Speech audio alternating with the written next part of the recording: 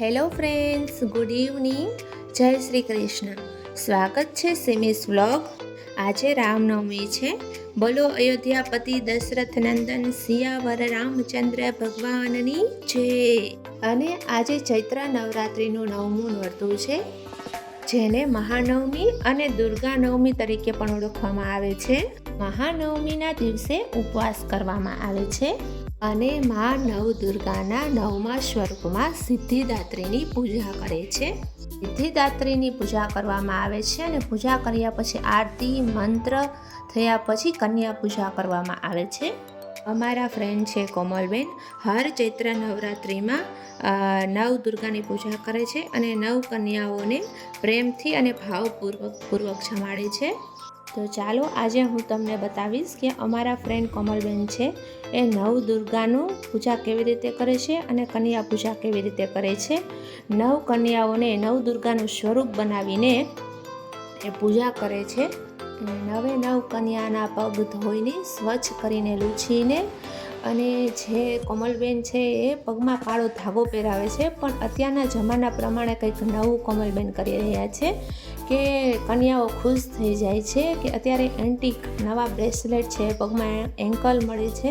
તો એ રીતે પૂજા કરે છે જ્યારે નવદુર્ગાની, ત્યારે એમને ધૂપ દઈને કન્યાઓને નજર ના લાગે એના માટે 9 કન્યાઓને તિલક લગાવી, માથે પંખુડીઓ ફૂલ છાંટીને પગમાં એ ધૂપ દીધેલું એન્કલ પહેરાવે છે અને 9 કન્યાઓને ગોળ ખવડાવીને મોઢું મીઠું કરે છે.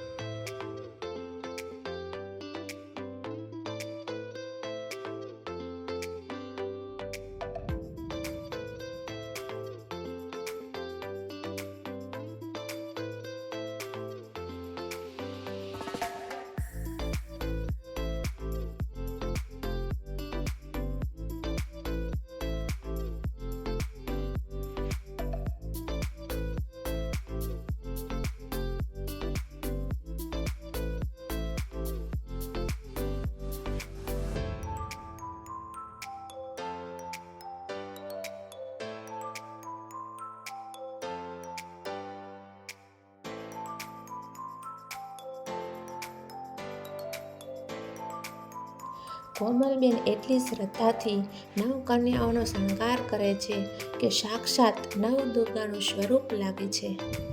કોમલબેન અને તેના ઘરના 9 કન્યાને શણગાર કરીને પગે લાગીને આશીર્વાદ લે છે.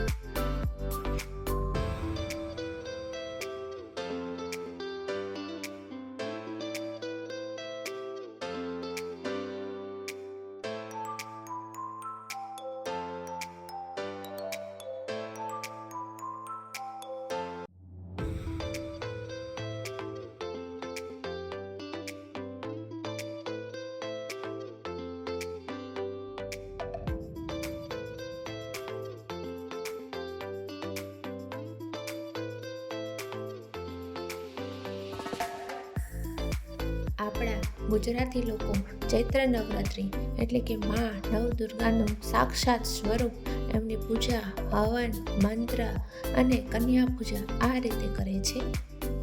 બિહારના લોકો કન્યા પૂજા કેવી રીતે કરે છે એ હવે હું તમને આગળના વ્લોગમાં બતાવીશ. મારો વિડીયો ગમ્યો હોય તો સબસ્ક્રાઈબ કરો, લાઈક કરો અને શેર કરો. Thank you.